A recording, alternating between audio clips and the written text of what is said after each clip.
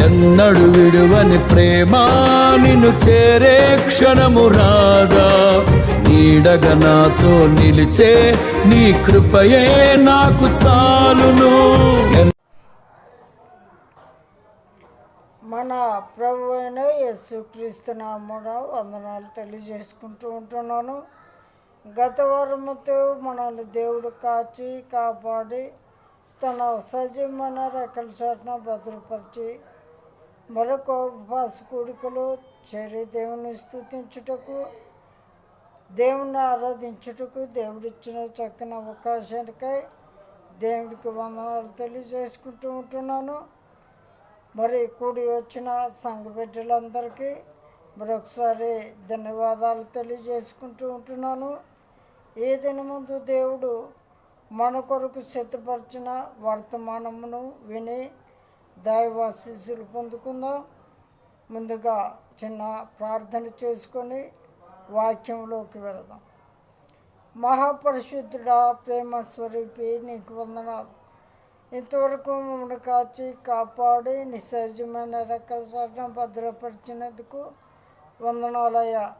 సమయంలో నాన్న మీరు సిద్ధపరిచిన వర్తమానమును విని నీ యొక్క ఆశీర్వాదాలు పొందుకున్న భాగ్యమును మాకు దయచేయమని, మరి నాన్న మేము కూడా మార్పు చెందిన వారముగా ఉంటూ నీ సన్నిధిలో నాన్న నీ రాక ఆత్మీయ వరాలతో సిద్ధపడ భాగ్యమును దయచేయమని ప్రార్థన చేయొచ్చు.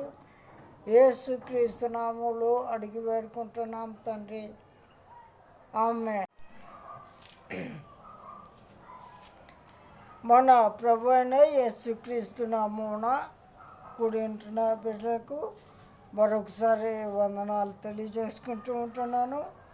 మరి ఎక్కడ ఇద్దరు ముగ్గురు చేరి నా నామమును ఏకీభవిస్తారు వాడి మధ్య నేను ఉంటానని చెప్పిన దేవుడు మరి మన మధ్యలో ఉంటున్నాడని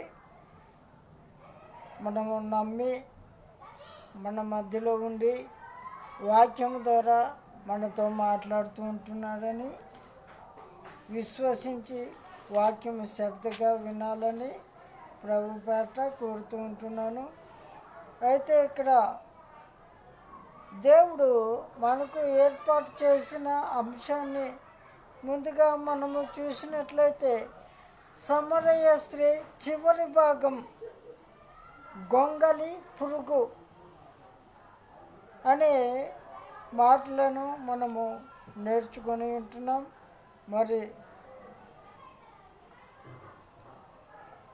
అక్కడ మనము చూసినట్లయితే గొంగలి పురుగు ఏ విధంగా మార్చబడి ఉన్నదో, ఏ విధంగా మార్పు చెంది ఉన్నదో, ఆకర్షణ కలిగించే విధముగా ఉన్నదో అదే జీవితమును మనము కూడా కలిగి ఉండాలని గత వారంలో మనము నేర్చుకొని ఉన్నాం. ఈ వారంలో కూడా చివరిగా ఈ యొక్క సమరయ స్త్రీ అనే అంశాన్ని మనము ముగించుకుంటూ ఉంటున్నాం.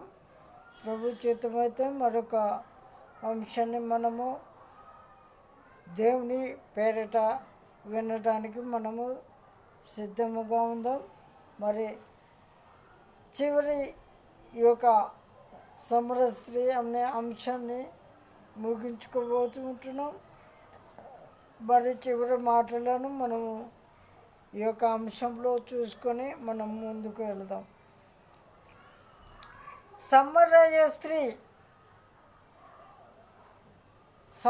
స్త్రీని మనము చూసినట్లయితే బైబిల్ పండితులు సమరయ స్త్రీని గొంగలి పురుగుతో పోలుస్తారట. హల్లెలూయా. సమరయ స్త్రీని గొంగలి పురుగుతో పోలుస్తారంట బైబిల్ పండితులు. ఎందుకు గొంగలి పురుగుకు సమరయ స్త్రీకి ఉన్న సంబంధం ఏంటి? గొంగలి పురుగుతో సమరయ స్త్రీని ఎందుకు పోల్చవలసి వచ్చినది అని మనము చూసుకున్నట్లయితే, సమరయ స్త్రీ జీవితము గొంగలి పురుగు జీవితము ఒకే విధముగా ఉంటున్నదని మనము చూస్తూ ఉంటున్నాం. అయితే గొంగలి పురుగులాగా మార్చబడిన సమరయ స్త్రీ జీవితం మనము ఇన్ని నెలలుగా, వారాలుగా మనము విని ఉన్నాం. మనము వాక్యమును మన హృదయం అనే పలక మీద వ్రాసుకొని మనము కూడా మార్పు చెందుతూ ఉంటున్నామని, మనము కూడా లోకానికి సాక్షార్థముగా ఉంటున్నామని, లోకాన్ని మార్చడానికి మన ప్రయత్నము మనము చేస్తూ ఉంటున్నామని నేను నమ్ముతూ ఉంటున్నాను. ఒకవేళ మార్పు లేని జీవితముతో, సాక్ష్యము లేని జీవితముతో ఒకవేళ ఇంకా మనము జీవిస్తూ ఉంటున్నట్లయితే ఇకనైనా మార్చుకోవాలని ప్రభు పేట కోరుతూ ఉంటున్నాను. అయితే మొదట మనము ఈ యొక్క గొంగలి పురుగు జీవితమును అది ఎలాగ మార్చబడి ఉన్నదో అనే మాటలను మనము చూసుకొని మనము తరువాత సమరయ స్త్రీ గురించి కూడా కొన్ని మాటలు చూసుకొని ముగించుకుందాం.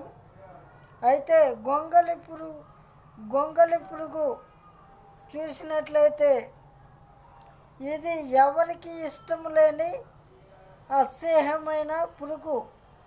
ఒంటి నిండా ముళ్ళు, ముట్టుకుంటే చాలు గుచ్చుకుపోతాయి, చూస్తేనే చాలు చంపాలి అనిపిస్తుంది. పిల్లలు దాన్ని చూస్తే చాలు దడుచుకుంటారని, చివరికి పక్షులు కూడా వాటిని తినడానికి ఇష్టపడవరు. హల్లెలూయా.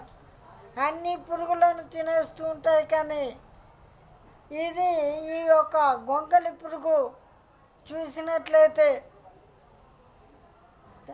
పక్షులు కూడా చివరికి అసహించుకునేంత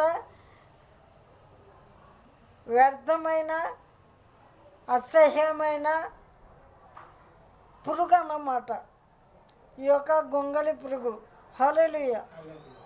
అటువంటి దౌర్భాగ్య స్థితి కలిగి ఉన్న ఈ యొక్క గొంగలి పురుగును మనం చూసినట్లయితే, కిందకి వెళ్ళి మనం చూసినట్లయితే దానిని చూస్తే చంపాలనుకున్నవారు, దాన్ని చూసి భయపడేవారు పిల్లలే కాదు పెద్దలు కూడా దానిని చూసి భయపడుతూ ఉంటారు. చిరాకు వస్తూ ఉంటుంది. దాన్ని నెట్టేస్తూ ఉంటాం, చీపురుతోనో దేంతోనో నెట్టేసి వస్తూ ఉంటాం.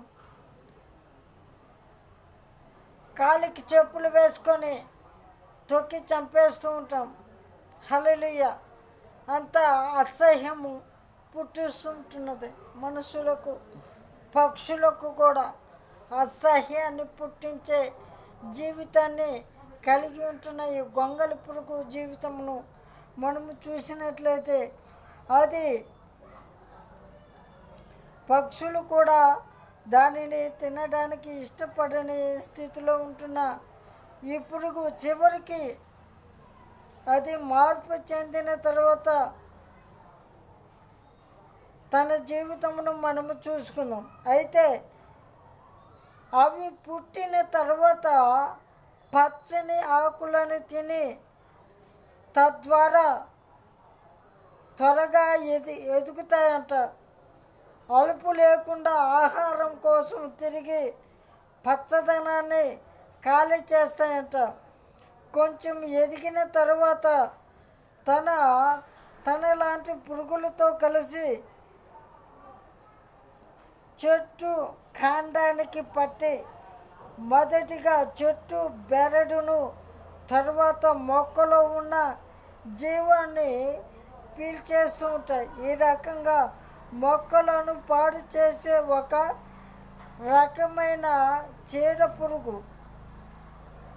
ఇంతవరకు వీటిని చంపడానికి మందు కూడా కనిపెట్టలేదంట. హల్లెలూయా. ఆ యొక్క చీడ పురుగును, గొంగళి పురుగును చంపడానికి మందు కనిపెట్టలేదు. కొత్తగా వచ్చిన ఈ యొక్క కరోనా వైరస్ సోకకుండా ఉండటానికి, అవి అంతరించిపోవటానికి కూడా మందు కనిపెట్టారు. కానీ ఈ యొక్క చీడ పురుగు, గొంగళి పురుగు, అసహ్యాన్ని కలిగించే పురుగు, పక్షులు కూడా ఇష్టపడని పురుగు, అందరినీ భయపెడుతున్న ఈ యొక్క పురుగును చంపడానికి మందు కనిపెట్టలేదంట. హల్లెలూయా. కాబట్టి ఈ యొక్క చెట్టు, ఈ యొక్క పురుగు చూసినట్లయితే ఎదిగిన తర్వాత, పుట్టిన తర్వాత పచ్చని ఆకులన్నిటినీ తిని త్వరగా ఎదుగుతూ ఉంటుందంట. హల్లెలూయా. ఇటువంటి పాపిష్టి జీవితము పాడు చేసే వాళ్ళు త్వరగా ఎదుగుపోవడం మనము చూస్తూ ఉంటాం. అటువంటి వారిని గురించి దేవుడు చెబుతూ ఉంటారు కదా, వారు పచ్చని మొక్కల వలె ఎదుగుతున్నారు కానీ వారు అంతరించిపోతారని, పచ్చగడ్డి వలె వాడిపోతారని, ఎండిపోతారని వారి గురించి చక్కగా బైబిల్ గ్రంథం వివరించుకుంటూ వస్తున్న విధానాన్ని మనం చూస్తూ ఉంటున్నాం. అదేవిధంగా ఈ యొక్క గొంగళి పురుగు కూడా పుట్టిన వెంటనే అది పచ్చని ఆకులన్నిటినీ త్వరగా తిని త్వరగా ఎదుగుతూ ఉంటుందంట. కొంచెం ఎదిగిన తర్వాత తన తోటి పురుగులతో కలిసి చెట్టు కాండాన్ని, మొక్కలలో ఉంటున్న జీవాన్ని నాశనం చేస్తూ ఉంటాయంట. హల్లెలూయా. ఈ యొక్క జీవితమును మనము చూసినట్లయితే పాడు చేసే జీవితం, మొక్కలన్నిటినీ పాడు చేసే ఒక చీడ పురుగు. హల్లెలూయా. చీడ పురుగు అని ఎవరికి పనికిరాని జీవితం జీవిస్తూ ఉంటున్నదని, అందరూ అసహించుకునే జీవితం జీవిస్తూ ఉంటున్నదని, చివరికి పక్షులు కూడా వాటిని ఛేదరించుకునే స్థితిలో జీవిస్తూ ఉంటున్నదని గొంగళి పురుగును గురించి రాసుకుంటూ వస్తూ ఉంటున్నాడు. అయితే గొంగళి పురుగు పెద్దదైన తరువాత దానికి ఒక రకమైన భయంకరమైన నిద్ర ముంచుకొస్తుందంట. దానికోసం అనువైన ప్రాంతం కోసం ఎత్తైన, ఎవరు తన నిద్రను భంగము కలిగించని ప్రాంతాన్ని ఎన్నుకుంటుందంట. హల్లెలూయా. అది ఎదిగిన తర్వాత దానికి భయంకరమైన నిద్ర వస్తూ ఉంటున్నదంట. భయంకరమైన నిద్ర.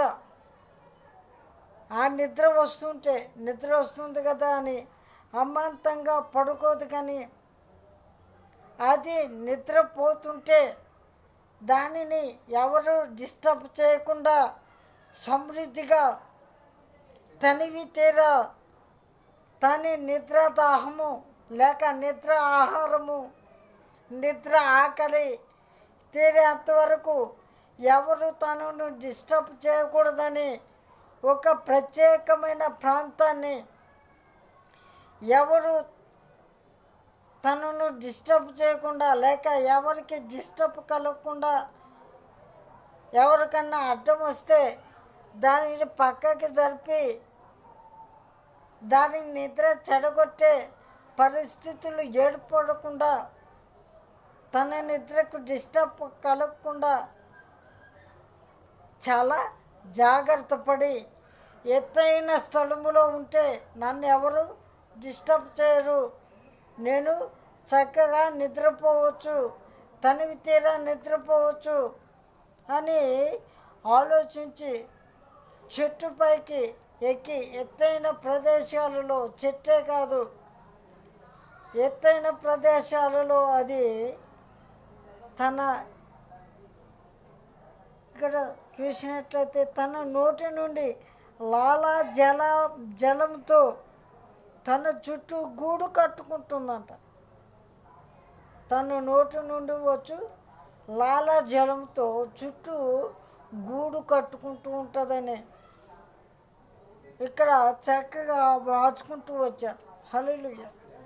డిస్టర్బ్ కలిగించకూడదని. దానిలో ఉన్న ఒక మంచి లక్షణం మనం చూసినట్లయితే అలుపు లేకుండా ఆహారం కొరకు తిరుగుతూ ఉంటుందంట. అలుపు ఎరగని జీవితం తనలో ఉంటున్నది.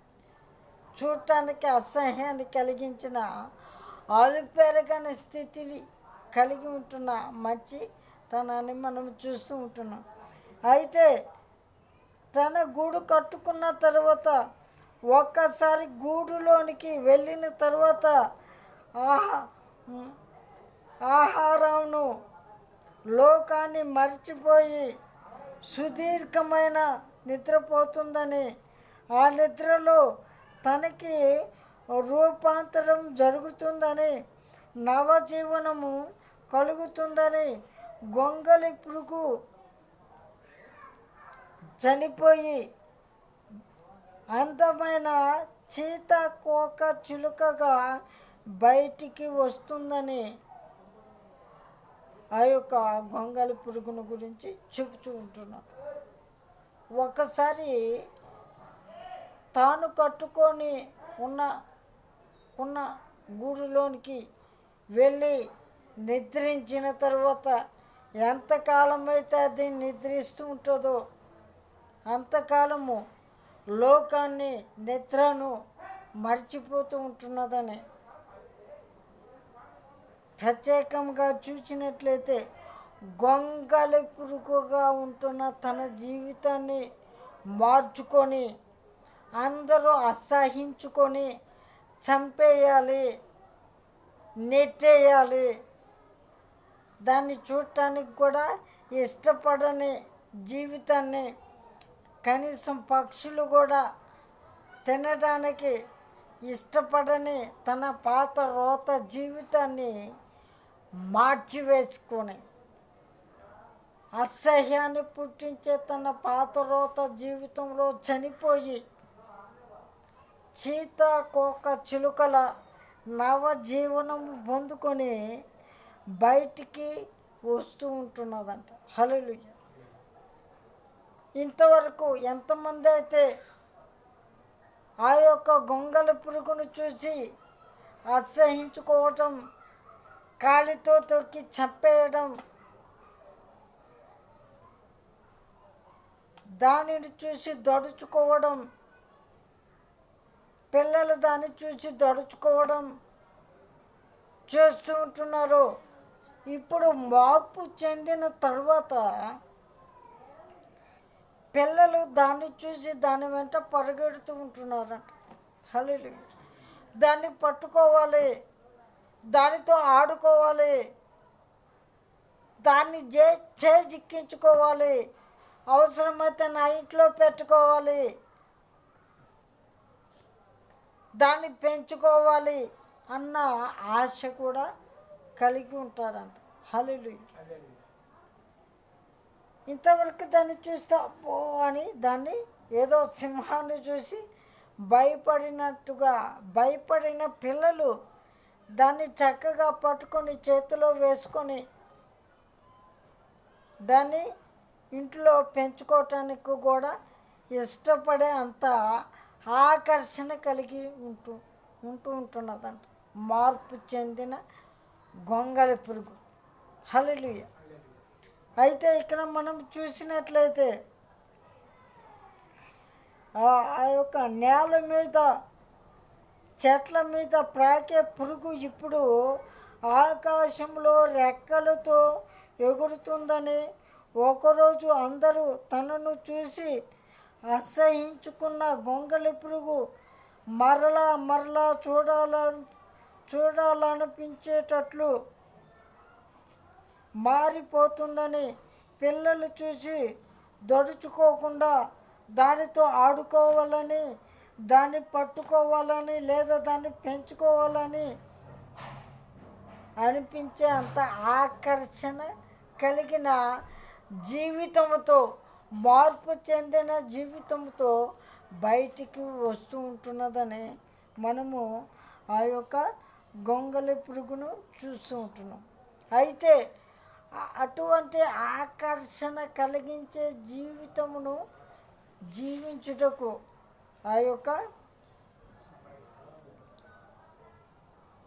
గొంగళి పురుగు ఎంతో ప్రయాసపడింది, ఎంతో కష్టపడింది, ఎంతో శ్రమపడింది.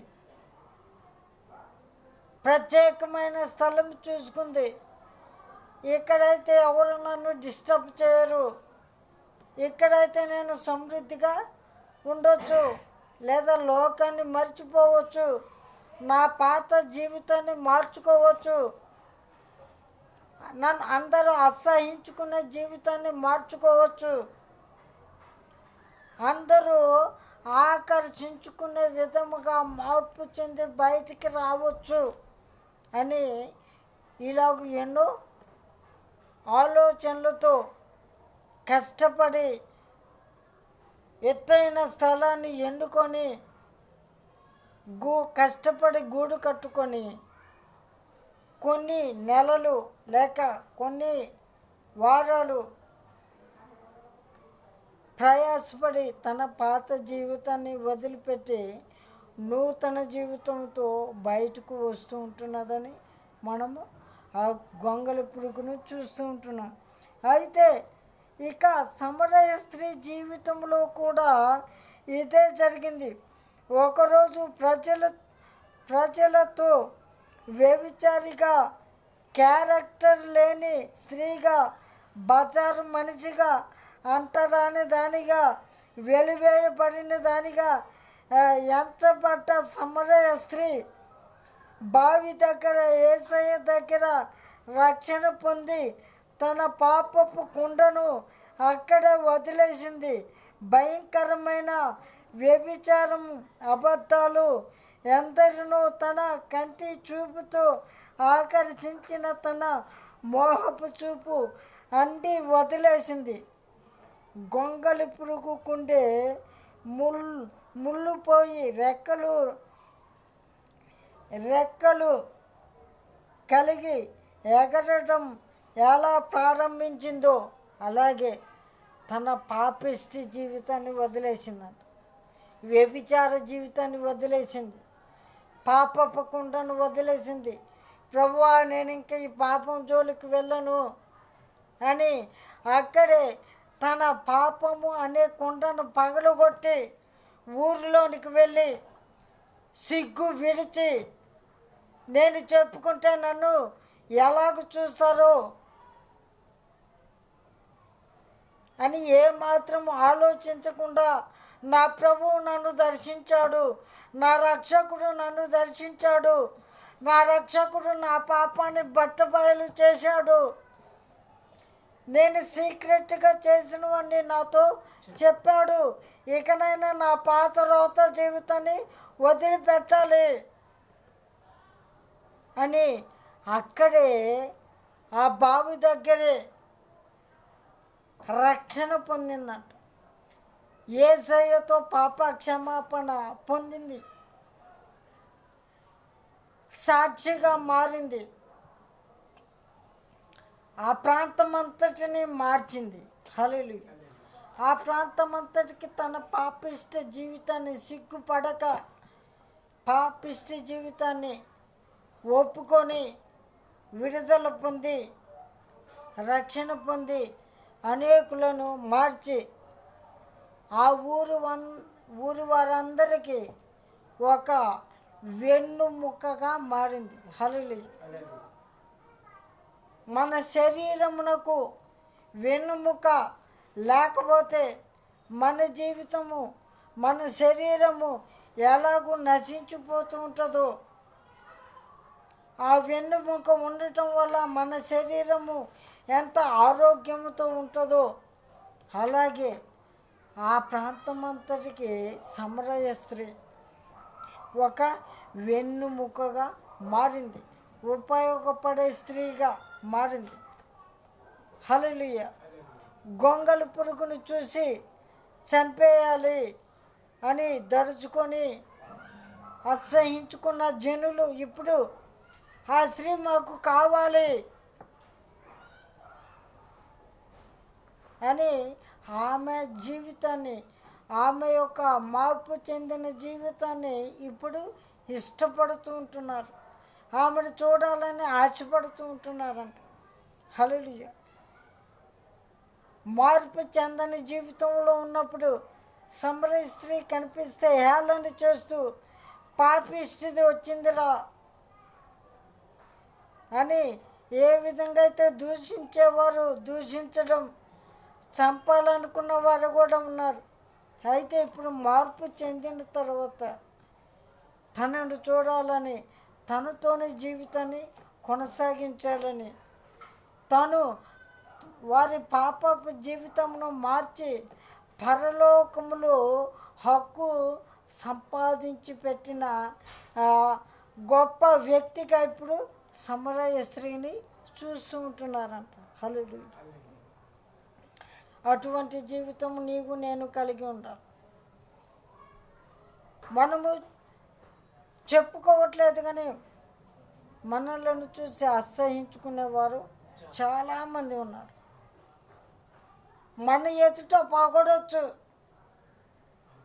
దాన్ని బట్టి మనము అతిశయపడవలసిన పని కాదు. ఎందుకంటే సామెతల గ్రంథంలో భక్తుడు సెలవిస్తున్నాడు, పగవాడు లెక్కలేనని ముద్దులు పెడతాడంట. హల్లెలూయా. నిన్ను ముద్దు పెట్టుకున్నంత మాత్రాన, నిన్ను పొగిడినంత మాత్రాన నువ్వు గొప్పదానివి కాదు, గొప్ప వాడివి కాదు. హల్లెలూయా. నిన్ను పొగడనంత మాత్రాన నువ్వు వ్యర్థుడవు కాదు, పనికిరాని వాడవు కాదు, పనికిరాని దానివి కాదు. హల్లెలూయా. నిన్ను పొగడకపోవచ్చు, పక్కన చెప్పుకుంటూ ఉంటారు. మనం గత వారాల్లో చెప్పుకున్నాం, నీ సాక్ష్యం ఇప్పుడు అన్ని జనులకు కానీ నీ ఇరుగు పొరుగు వారికి కానీ ఇష్టము ఫలితాన్ని కలిగించకపోవచ్చు, కానీ వారి కష్టాలలో ఉన్నప్పుడు ఉపయోగపడుతుంది అని చెప్పుకున్నాం. హల్లెలూయా. నీ ముందు పగడకపోవచ్చు, వారు ఏదో మాట్లాడుతూ ఉంటున్నప్పుడు, సందర్భం వచ్చినప్పుడు మాట్లాడుతూ ఉండవచ్చు, పలానా మోజెస్ చాలా మంచివాడు, సైలెంట్గా ఉంటాడు, ఎటువంటి గొడవలకు వెళ్ళడు,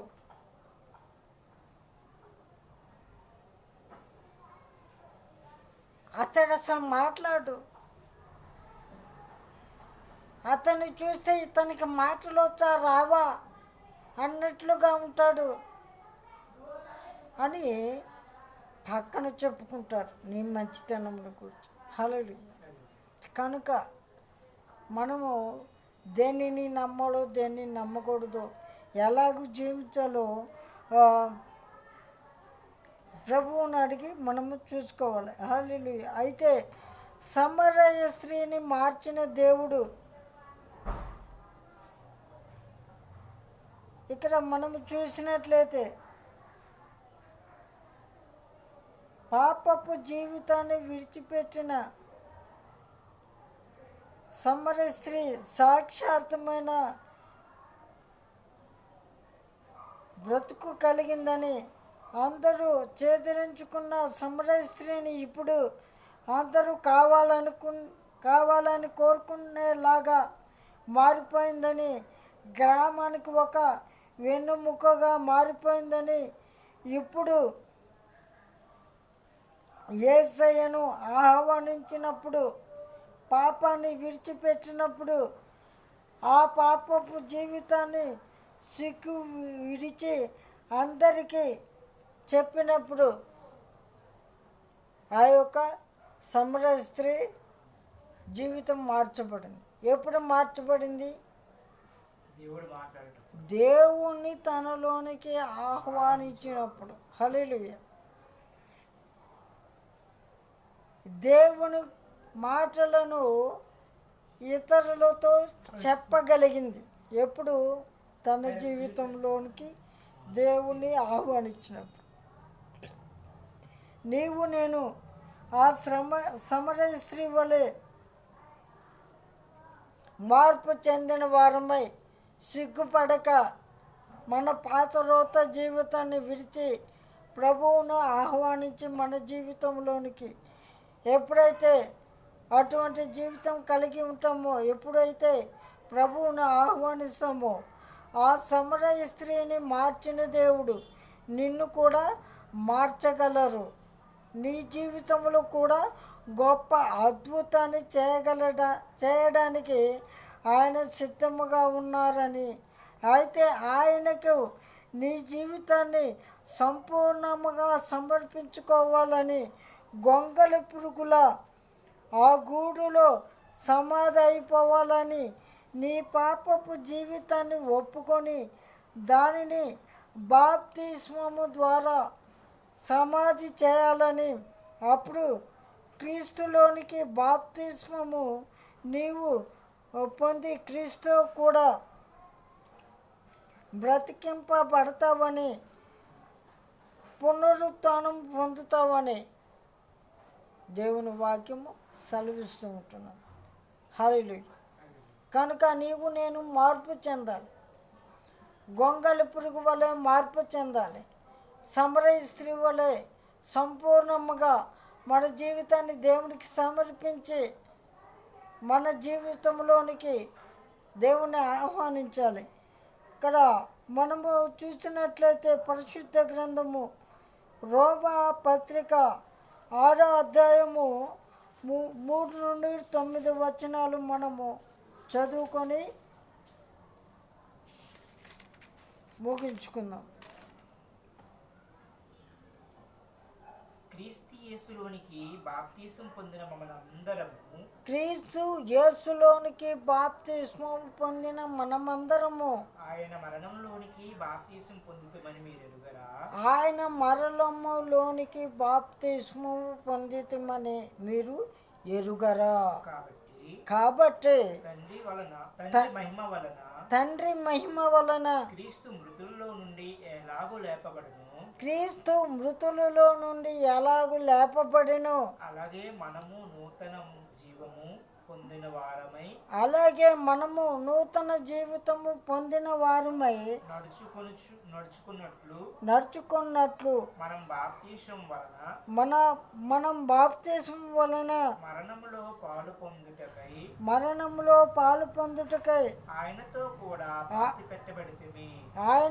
కూడా పాతి పెట్టబడితిమి మరియు ఆయన మరణం యొక్క సాదృశ్యమందు ఆయనతో ఐక్యము గలవారమైన ఎడల ఆయన పునరుత్థానం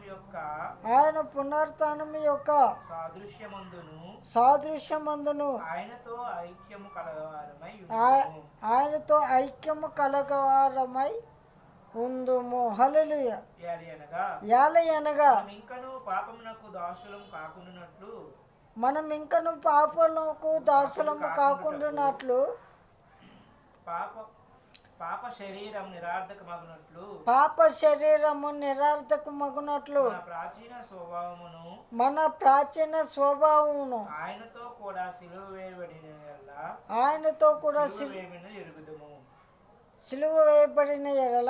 సిలువ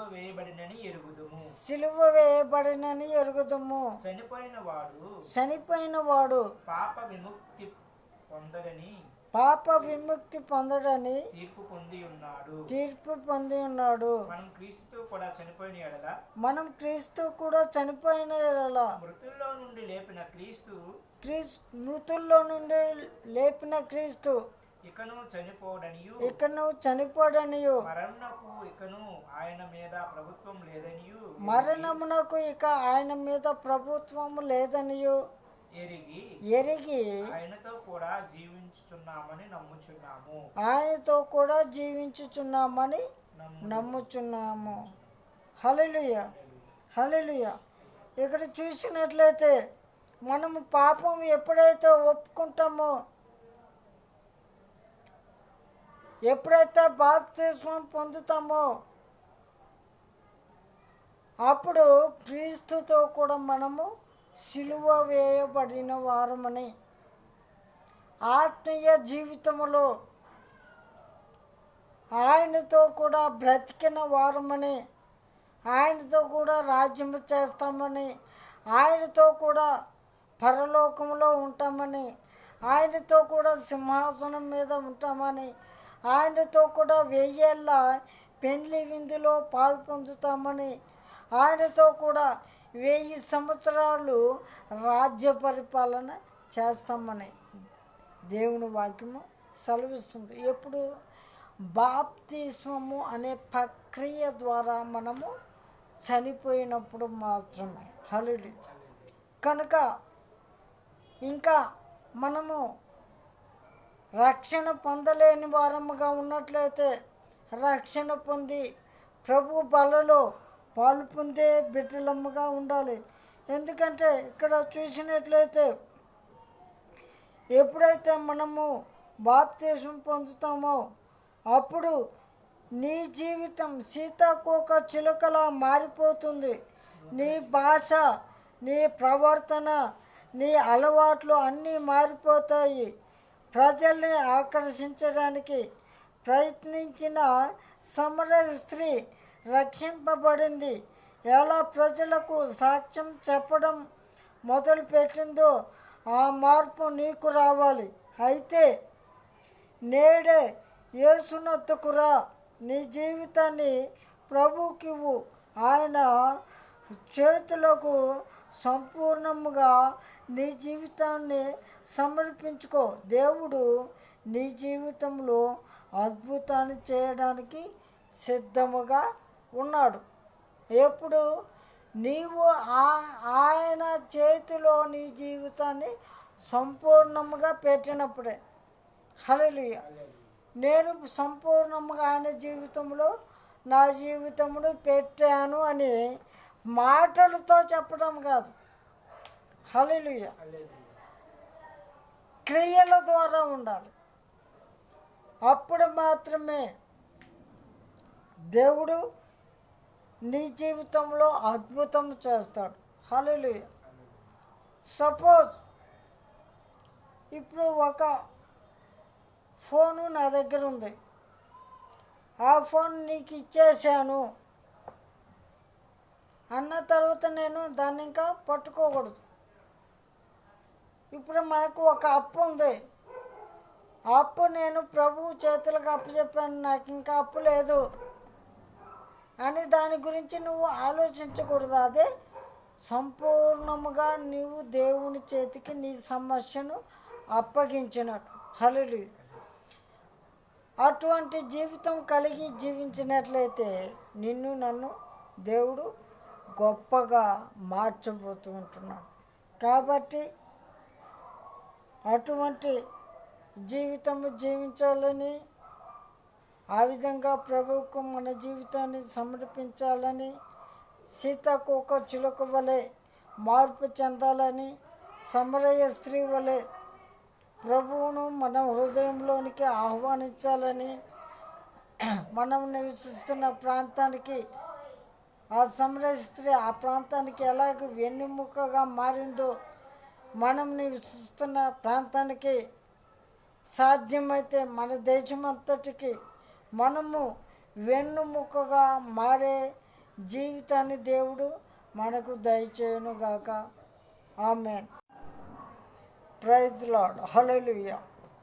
దేవుడు ఇంతవరకు చక్కని మాటలను మనతో మాట్లాడి ఉన్నారు.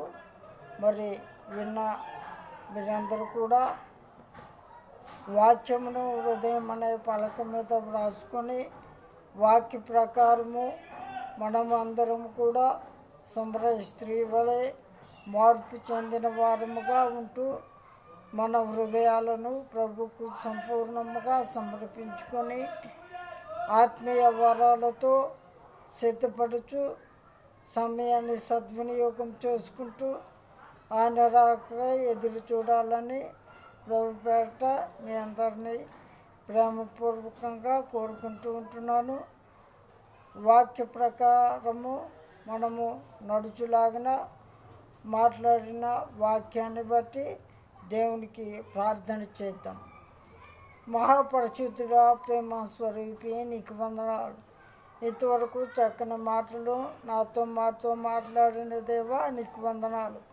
వాక్యాన్ని మా హృదయం అనే పలక మీద వ్రాసుకొని వాక్య ప్రకారము మా ఆత్మీయ జీవితాలను సరిదిద్దుకొని మార్పు చెందిన వారమై నీ రాకై ఎదురు చూసి భాగ్యమును మాకు దయచేయమని అనేకుల రక్షణ కొరకు మరి సాక్షార్థముగా ఈ లోకంలో జీవిస్తూ మరి అనేకులను నీ వైపుకు త్రిప్పు భాగ్యమును మాకు దయచేయమని ప్రార్థన చేయొచ్చు. యేసుక్రీస్తు నామములో అడిగి వేడుకుంటున్నాం తండ్రి, ఆమేన్. పరమ తండ్రి అయిన దేవుని యొక్క ప్రేమ, కుమారుడైన యేసుక్రీస్తు యొక్క కృప, పరిశుద్ధాత్మని యొక్క నిత్య అన్యోన్య సహవాసము, శాంతియు సమాధానం ప్రభు రాక పర్యంతరం వరకు మనకు సదాకాలము తోడుగా ఉండి నడిపించునుగాక. ఆమేన్, ఆమేన్, ఆమేన్. Praise lord. అంతా నా మేలుకే ఆరాధన యేసుకే, అంతా నా మంచికే, తన చిత్తమునకు తల వంచుకే, తన చిత్తమునకు తల వంచుకే. ఆరాధనాపను స్తుతించుట మానను, ఆరాధనాపను స్తుతించుట మానను, స్తుతించుట మానను.